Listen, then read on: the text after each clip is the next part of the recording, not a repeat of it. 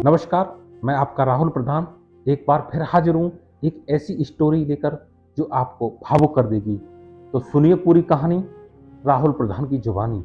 एक बार एक किसान भगवान से बहुत ही नाराज हो गया। किसान बहुत मेहनती था, बहुत मेहनत से वह खेतों में अनाज उगाता, उसकी देखभाल करता, पर अक्सर उसकी फसल खराब हो जाती। कभी सूखा पड़ जाता, कभी बाढ़ आ जाती, कभी तेज धूप, कभी आंधी, कोई न कोई कारण बन ही जाता, उसकी फसल खराब हो जाती। एक दिन किसान ने गुस्से में आसमान की ओर देखकर भगवान से कहा, हे ईश्वर, आपको लोग सर्वज्ञाता मानते हैं कि आप सब जानते हैं, कहते हैं कि आपकी इच्छा के बिना एक भी पत्ता नहीं हिलता, पर मुझे तो लगता है कि आप छोटी छोटी बात भी नहीं जानते। आपको तो यह भी नहीं पता कि खेती बाड़ी कैसे करते हैं। अगर आप जानते होते तो हर समय जो बाढ़ आंधी तूफान आते हैं वो कभी नहीं आते।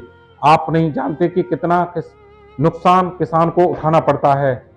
यदि आप मेरे हाथ में यह शक्ति दे दें कि जैसा चाहूं वैसा मौसम कर दूं, तो आप देखना मैं अन्न के भंडार लगा दूंगा।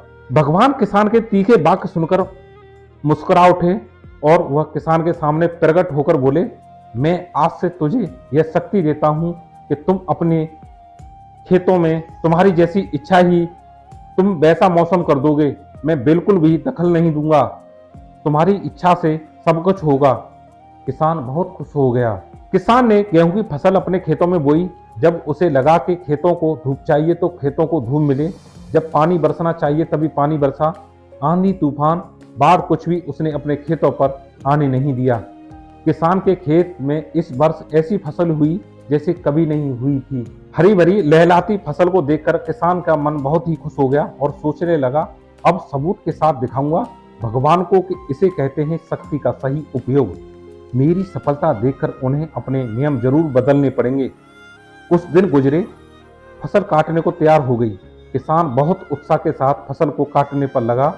जैसी उसकी नजर गेहूं की बालियों पर गई तो उसने अपना सिर पीट लिया और वह रोने चिल्लाने लगा। गेहूं की एक भी बाली के अंदर गेहूं का दाना नहीं था, सारी बालियां अंदर से खाली थी। किसान बहुत दुखी हो गया।